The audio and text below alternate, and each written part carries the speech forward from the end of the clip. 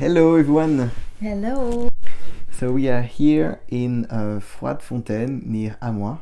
Yeah, and we are staying in a roulotte. Yeah, which is really nice. I Yeah, must admit. yeah, it's crazy beautiful. It's completely in wood, and we have a tiny veranda Yeah. here in glass, and with us, it serves like a serre with nice plants. It's crazy beautiful. It's like a paradise. Yeah, it's in the middle of nature, which is really great. We'll show you pictures and the website. It's actually really recommended. We took the train to Sydney, and then we biked for an hour.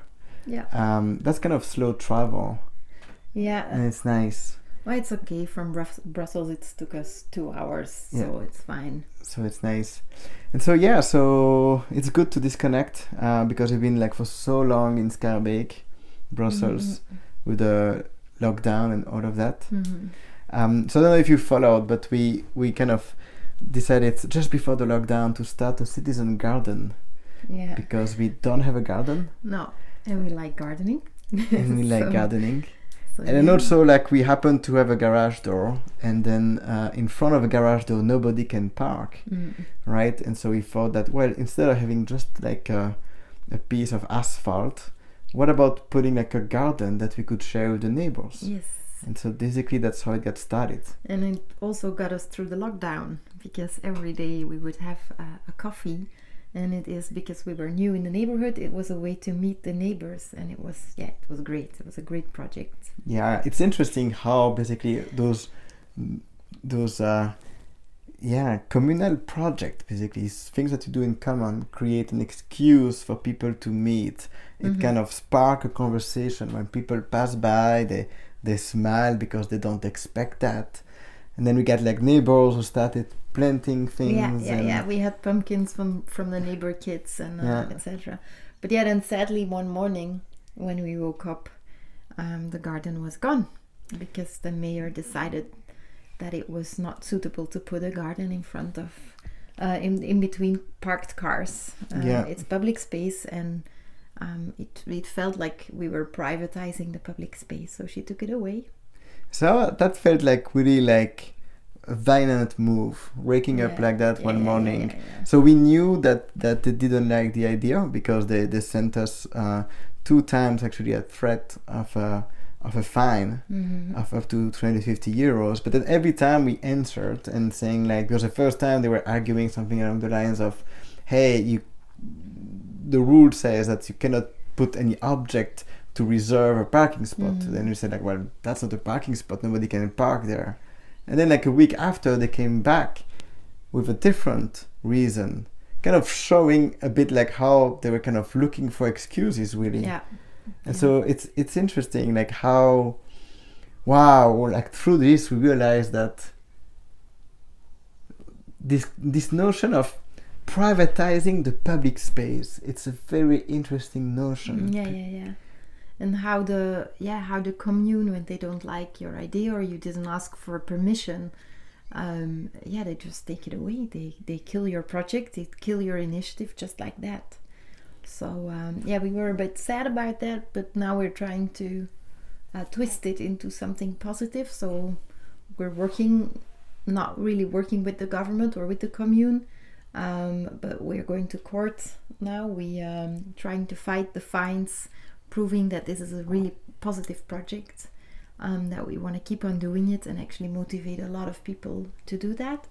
And then we also asked for the 5,000 euros. Yeah, so the region of Brussels has been running a call for project for Brussels on holidays, asking citizens for ideas, for things to do for people who are going to stay in Brussels. And so we basically applied to turn the citizen garden into a citizen bike garden, so that it can also like be a bike shed, and then maybe having the garden on top or next to it. And so we're gonna make a call to the community for ideas on how to do that, and that could be like a nice project to do with the neighbors and the community.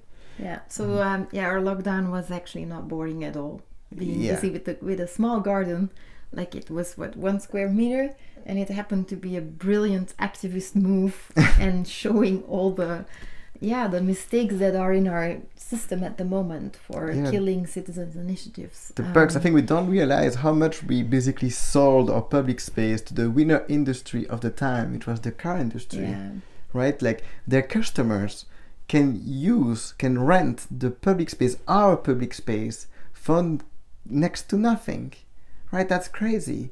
And then when we want to use the public space for something that is truly public, like a citizen garden, that everybody can enjoy. Oh no, that's privatization of public space. What? So kind of crazy. So we are going to court to make that case, and hopefully this gonna invite everyone to at least like start this conversation about what is our public space and who get to enjoy it, who get to be able to rent it, right? And for what purpose can we actually put a private car, or should it be like in this new neighborhood in the Netherlands where only shared cars are actually allowed on public street, which I actually think makes a lot of sense when you think about it, because if it is on the public street, if it belongs to everyone, then you should be able to share it. Then you should be able to share it. If you're not going to use your car for the whole day or for a few hours, then for those few hours, like someone should be able to use it. Because a car is only used 4% of the times.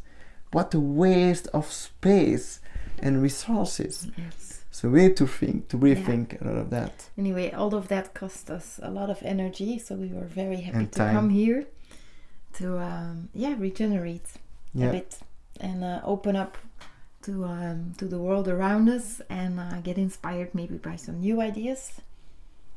And those ideas came, right? I mean, it's important to be in nature. I'm currently reading that book from Rob Hopkins, one of the founders of the Transition Network, called What If, and basically arguing about how the biggest crisis that we have is a crisis of imagination. That we spend so much time on screens and being busy all the time that we don't have time to get bored and to wonder and have interesting ideas, and everything is interconnected, because we were doing the citizen garden and we're thinking like, wow, actually our public space has become so hostile to kids that the only place they can go is home on their screen if they want to play. And that's especially during the lockdown, it was very obvious, like, wow, they were locked inside and then they have their screens while not turning our childhood into a paradise, but we were still it was very possible for us to just roam around and just get on our bikes and just explore the place where we lived.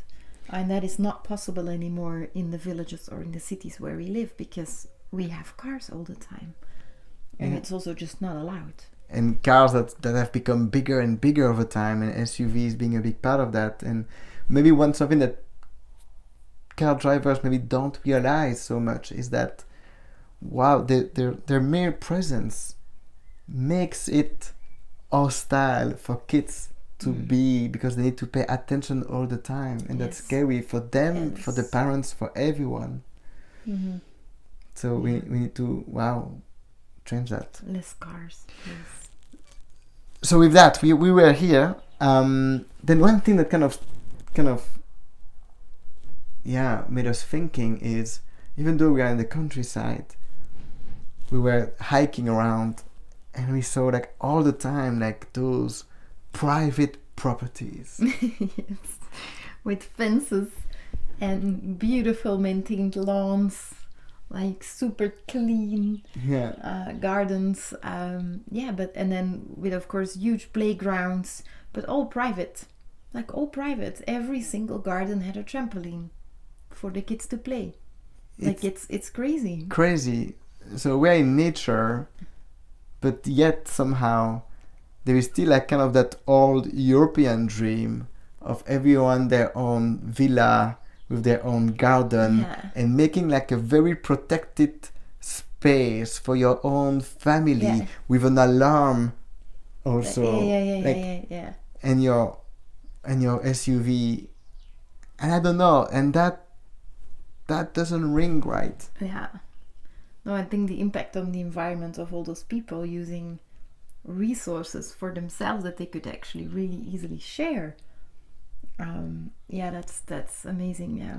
It shows also like a pattern, which is the pattern of, wow, actually we live in our houses, and then whenever everything we do, we make them as perfect as possible for our own family. And then whenever we need to go somewhere, we take our car, we go somewhere else. And then we can absolutely ignore the neighbors. We can absolutely ignore. There is no community place. There is no... Where's the campfire? There's no community project because the state is taking care of the street, so it doesn't feel yours either. You don't have to take care of it. You just have to drive your car on it. No, it's weird. It's alienating. That's not the future that we want. No, exactly. Right? The future needs to be like much more about, and so that's what we are thinking about. Yeah, like let's get to that. Yeah. Because what is it? What is it that we want? Yeah, well, we would like to buy a patch of land in the Ardennes, close to the train station, so close maybe to the Brussels-Namur or Brussels-Charleroi line, so something that we can easily reach by train. And then maybe start with that and put a couple of roulottes on the patch of land, and then tiny houses, or like going back to the basics, but with a little bit of comfort, and then start a community there. Maybe in the beginning, just for during the holidays, very slowly starting a vegetable garden, and very slowly starting to build that community. And then maybe one day we can start building also a community house or a community building on the patch of land, and maybe start a school during the year, during the summer holidays, where kids can come to and learn, or where adults can come to and take their yoga classes, or take a facilitation training, or whatever training they need. We will see. But yeah, there's a dream growing here. Yeah. It's I feel that it's all about designing the space, right? Because we are all the product of our environment, right? And so if we design a space where actually we each have our privacy, but our privacy is in a roulotte, right? In a tiny house. Like by design, you are not expected to spend most of the time there. But then there is like a central place where, yes, you can meet other people. Yeah, maybe there's a community shared garden, the community dinners. Yeah, that would be awesome. Yeah. Then you basically create opportunities for connections, for living together, for sharing things. Rebalancing the individual privacy needs and the community needs. And seeing where we can rebalance that to make a more sustainable future, to make a more sustainable living. Also, that has a less impact on the environment, because we have a lot of challenges to face in the coming years. Like, what is this concept? What is the MVC, the minimum viable community? Right? Kind of starting from first principle, starting from scratch in many ways. Like, how do you design that? And because when you take the opposite, right, that what has been the current existing model so far, where everyone was putting so much energy into building the best house for themselves, you realize that there was so much energy in many ways wasted that could have been useful to create something good for the commons, for the community. And so what if actually we backpedal a bit and try to think that way from the beginning as we design the space. Yeah. Now the thing though that I'm still personally struggled with is balancing that with our life in the city. Yeah, that's a hard one. Right? How much do you actually fight the existing model in our cities? Yeah. Where there is to this day like so many cars and so many hostile streets to our kids. And unsustainable living in many ways. Do we keep on fighting and make the city a better place, or do we just start over completely somewhere else in nature? But I hear a lot of people have that struggle, huh? Yeah. We're not the only ones. Do we leave the city or do we stay? Do we keep on fighting for better cities? Or do we escape Yeah. I don't know. I don't have the answer. It's a big struggle. Yeah.